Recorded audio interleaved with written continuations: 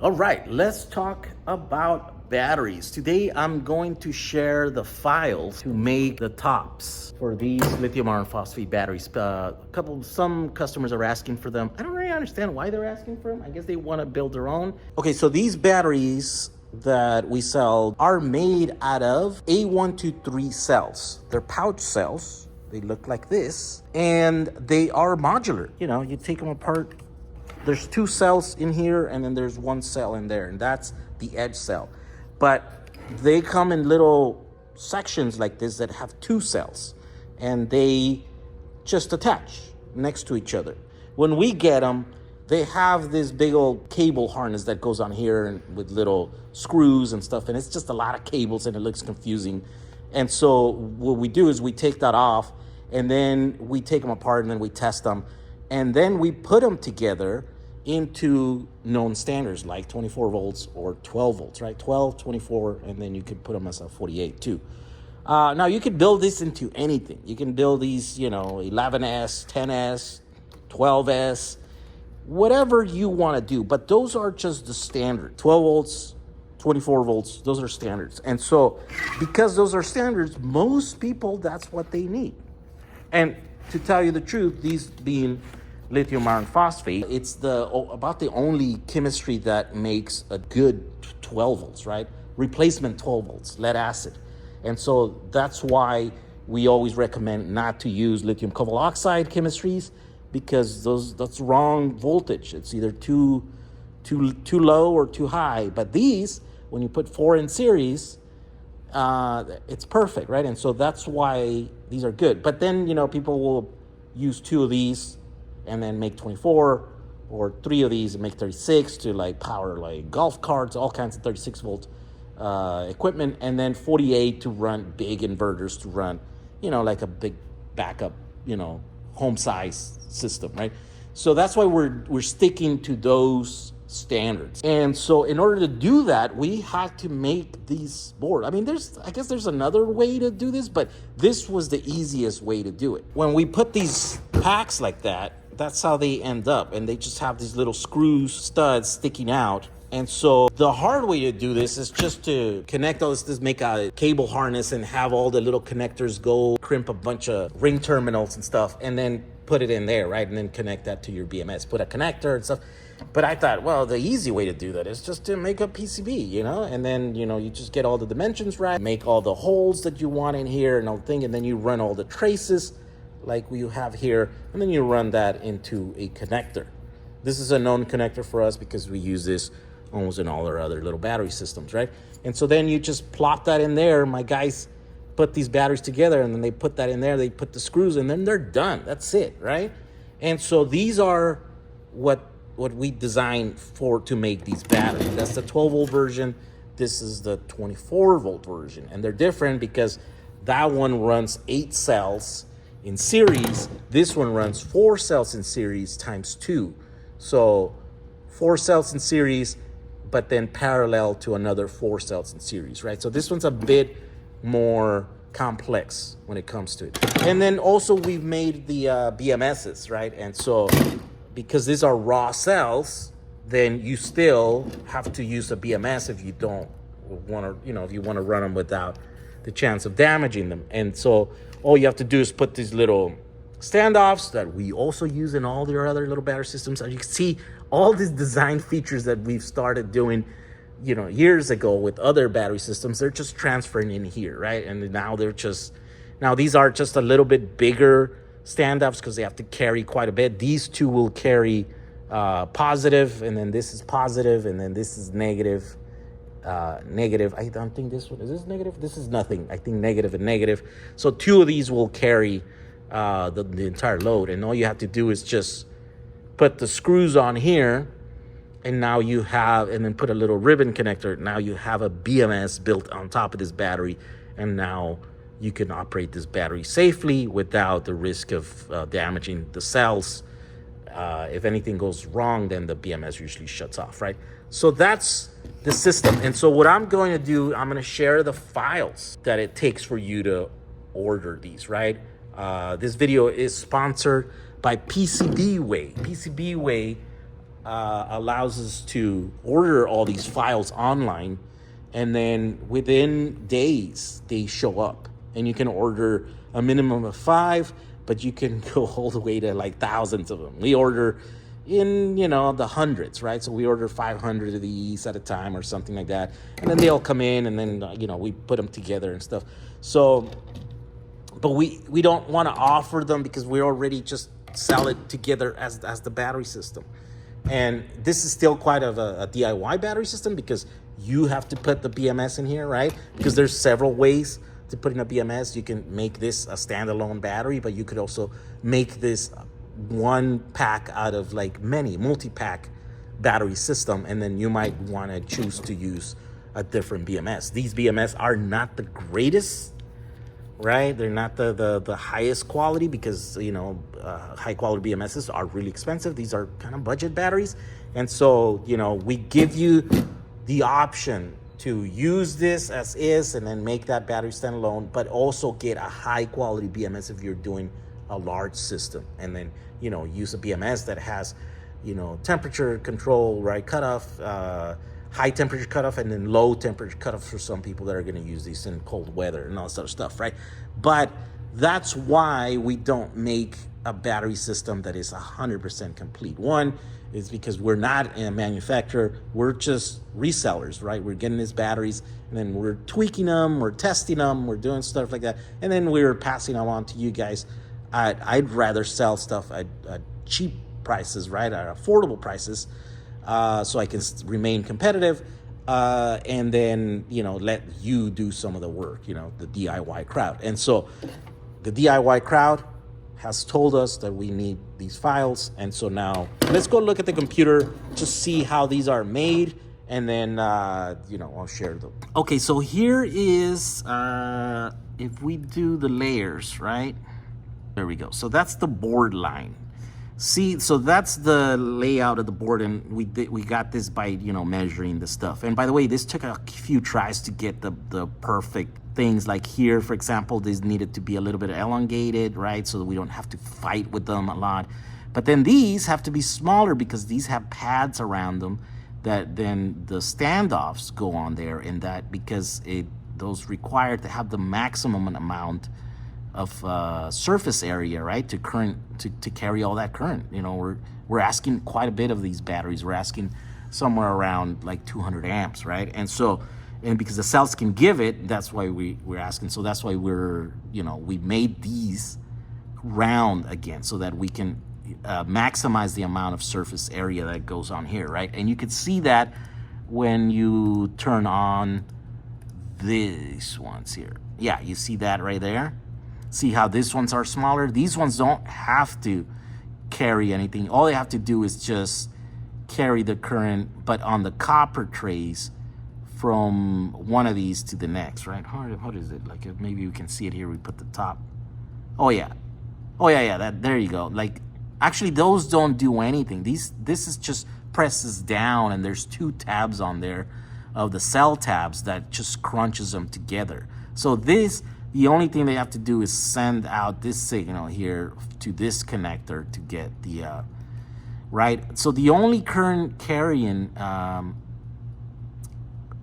portions of this is here, right? It has to travel to the connector. Actually, that's not, but it has to carry to these. These are pads for terminals that are screw terminals, right? And so if we put this in here, maybe you'll be able to see. Yeah, so this is the positive one, this is the negative one. This is the negative for this. So there's 2 batteries here. There's one here, 4 cells, and here's the negative, and here's the positive. And then there's another battery that's flipped around, and then here's the negative, and here's the positive. So obviously, because we want to parallel those batteries, then we flip them around, right? And so now here are the 2 positives. This is the positive for this battery, this is the positive for that battery, and then together they're here, and they're connected into the same pad. And then that's connected into this terminal here, right? And so the current has to go from here to the terminal, and then from here to the terminal. So it's really short runs, And that's why we try to make this as wide as possible, as possible in this. And then the negatives are over here and then over here. So this one, the negative terminals right here. So then the path right here is really short, but this one right here, well, that's long because it's on the other side. And by the way, we can just cross it here because we have all these pads that are being connected into this connector here, right? And so now what we need to do is we have to use the second layer, the under layer, and that layer main job is to carry this current all the way over here, all the way across down to this pad. And see how they're going around this and stuff, and it goes around all these other little pads, traces here and stuff, right? And then all this other stuff is just to have a pad on the bottom for the cell terminals and stuff, right?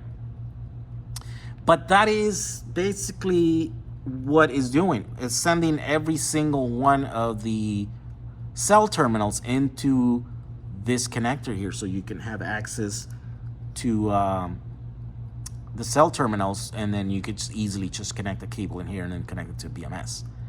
And then it's supposed to carry the current here to these, in case that you're using this battery with an external BMS, not a BMS that is going to be here, right? Now, if you're mounting the BMS on top with that other board that I showed you earlier, then all this stuff is just kind of here for nothing. You don't, these terminals are not used for anything because you're removing the power through here, through standoffs, and those are going directly into the BMS board and then into the BMS unit, and then it's going out through the output. So this is all kind of bypassed by there, except for this connector. This connector is used. So what we ended up doing is, because we're only using one layer, and by the way, you see how small it is in places here, right?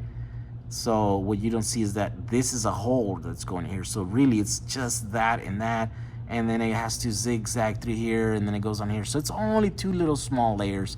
So this is not enough to carry, maybe this is enough to carry like 20, 25 amps or something.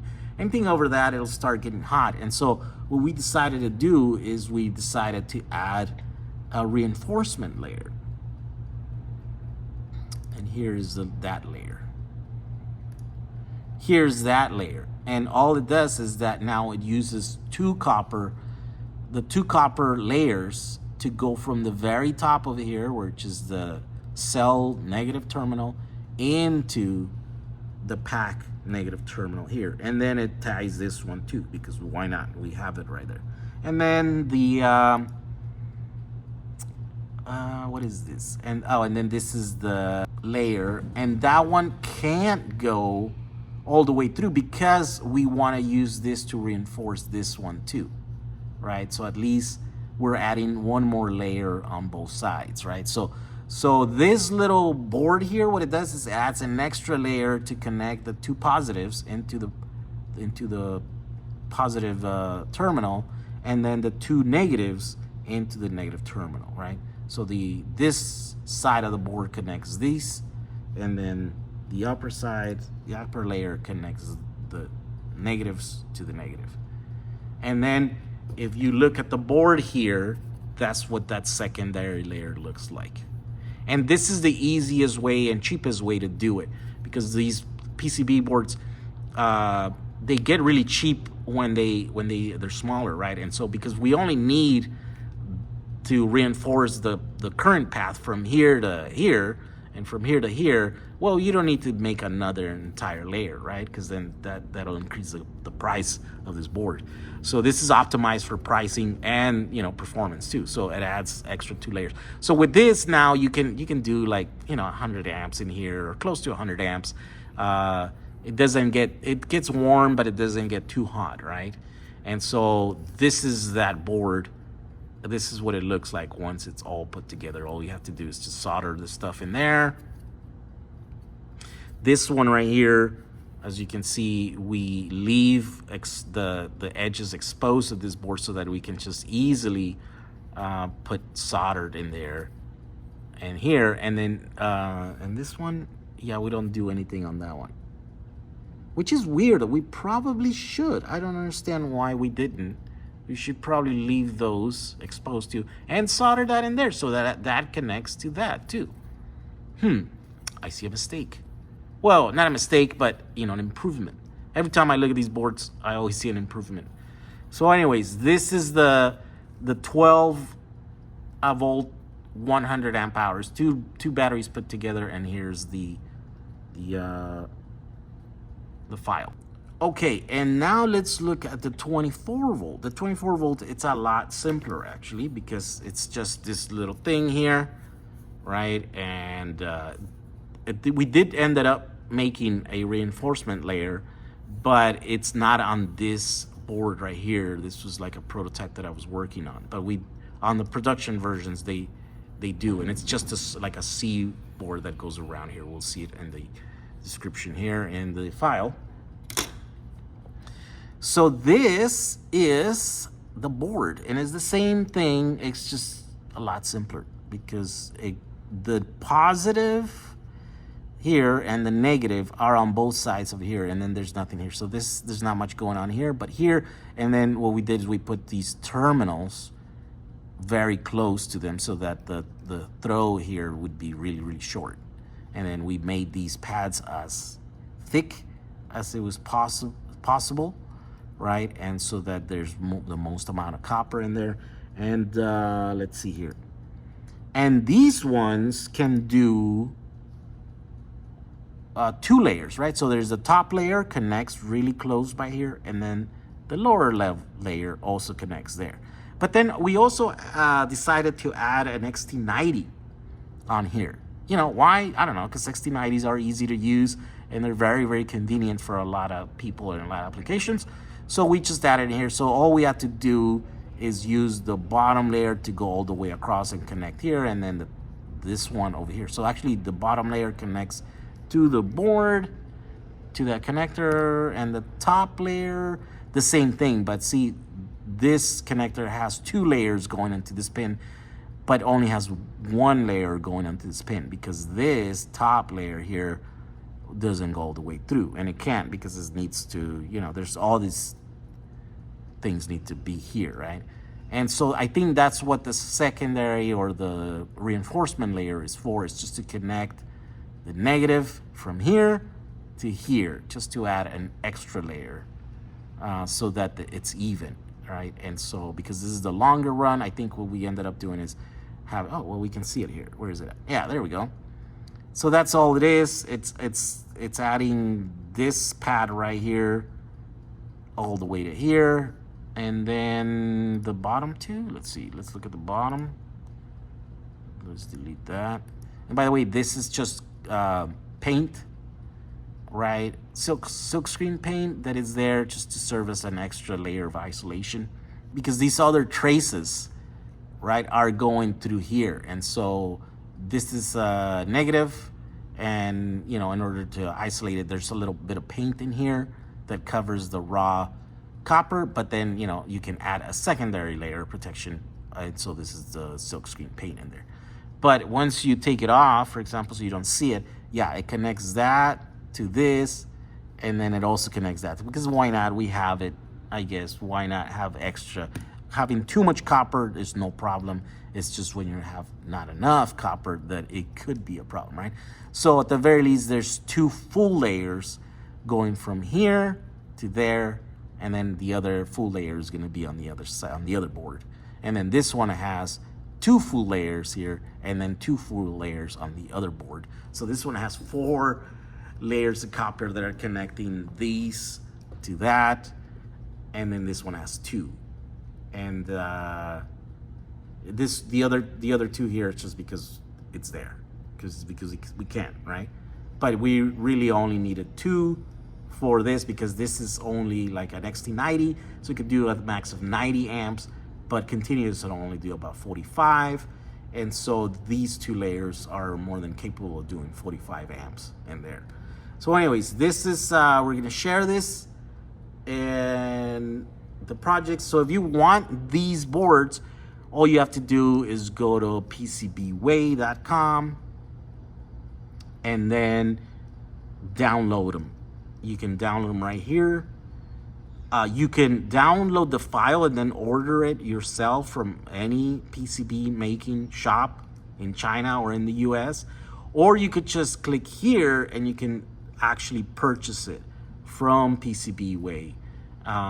And you know, if you support them, they support us because they're my channel sponsor. Anytime I talk about PCBs and stuff, it's through them. They've helped me quite a bit in learning how to do these projects. And yeah, we gotta show our support to them for supporting us. All right, so I want to thank PCBway for sponsoring us, and click on the link so you can go and support them and stuff. Look, they recently sent me a mouse pad. How do they know? How do they know that I needed one? I don't know, but they knew, all the way from China. Maybe they're keeping an eye on me. So anyways, thank you for that. We'll see you guys in the next video. If all these projects that I'm doing, they're always going to be open source, and we're gonna provide the files for the stuff. Now, obviously, I don't always do it right away. Sometimes it takes me a while, right? There's some projects, some of these files that I should share, and they're in my to-do list for a long time. But yeah, just bear with me, and you know, just go to my account there on PCBway, and then you can see all the files for all these designs that I've shared in the past. And I'm always constantly adding, I don't know, a few of them a month and stuff that I'm doing there. And I'm always working on new designs because I'm just making a bunch of tools to make batteries useful and to help people, DIY people, build DIY batteries. So thank you for that. We'll see you guys on the next one. Bye.